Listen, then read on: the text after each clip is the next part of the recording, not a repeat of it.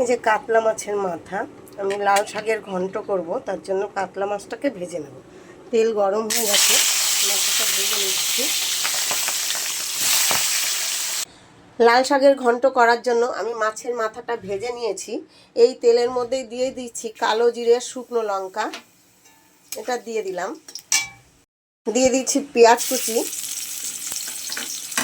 পেঁয়াজ কুচিটা একটু লাল লাল করে ভেজে নেব। দিয়ে দিচ্ছি আদা আর রসুন, কাঁচা লঙ্কা বাটা। এবার এটা একটু কষিয়ে নেব। দিচ্ছি আলু। আলুটা দিয়ে ভালো করে কষাবো। দিচ্ছি হলুদ, জিরে গুঁড়ো, লবণ।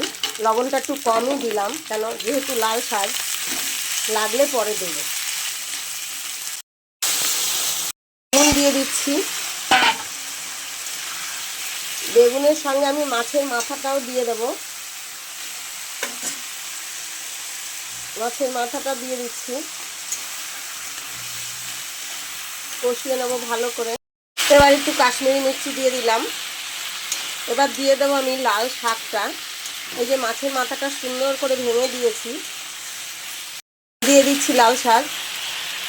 এটা লাল শাকের, মাছের মাথা দিয়ে লাল শাকের ঘন্ট।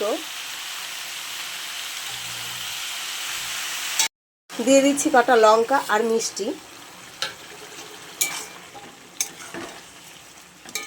লাল শাকের ঘন্টটা আমার হয়ে গেছে। যদি ভালো লাগে একটা লাইক, কমেন্ট, শেয়ার করে দেবেন। ভালো থাকবেন। ভিডিওটা দেখার জন্য অসংখ্য ধন্যবাদ।